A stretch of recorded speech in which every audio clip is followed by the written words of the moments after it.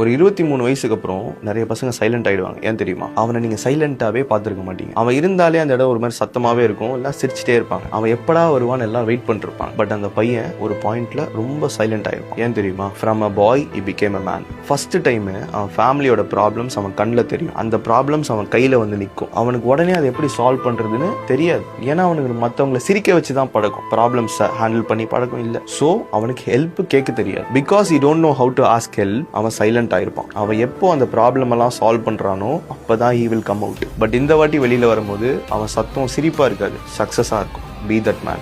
என்ன சும்மா ஆம்பளைங்கன்ட்டு ஆண்கள் பாக்குற எல்லா வேலையும் பெண்கள் நாங்களும் பாப்போம். ஓஹோ, இளநீ நொங்குலாம் தின்றிருக்கியா?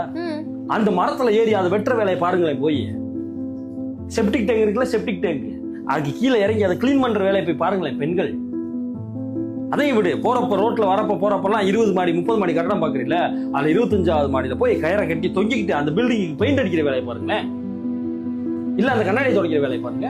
ஏன் இதெல்லாம் ஆம்பளையும் மட்டும் பார்க்கணும்? நீங்க தான் ஆம்பளையை பாக்குற எல்லா வேலையும் பெண்களும் பாப்பீங்கல்ல. படிச்சிருந்தா இதுக்கு இந்த வேலையெல்லாம் பார்க்க போறாங்க. ஓ, அப்ப பெண்கள் எல்லாம் 100% கல்வி அறிவு இருக்கிறவர்கள் தான் இந்த உலகத்துல இருக்கீங்க. எல்லாரும் படிச்சவங்க. அவன் செப்டிக் டேங்க்ல இறங்கி வேலை பார்க்கணும்னா நீ நானும் இப்படி உட்காந்து நிம்மதியா பேசிக்கிட்டு இருக்க முடியாது. நாரி போகும் நாரி. இன்னும் அதையும் படிச்சிருந்தாலும் இந்த மாதிரி வேலைகளை பார்க்கறதுக்கு ஆள்கள் வேணும். அது ஆண்கள் தான் அப்ப இருந்து இப்போ வரைக்கும் அவன் குடும்பத்துக்காக பொண்டாட்டி பிள்ளைகளுக்கு கஞ்சி ஊத்துறதுக்காக பண்ணிட்டு இருக்காங்க. பெண்களை நான் தாழ்த்தி சொல்றேன், நீங்களும் வேலை பாருங்க, சந்தோஷமா இருங்க, உங்களுக்கு பிடிச்சதை பண்ணுங்க.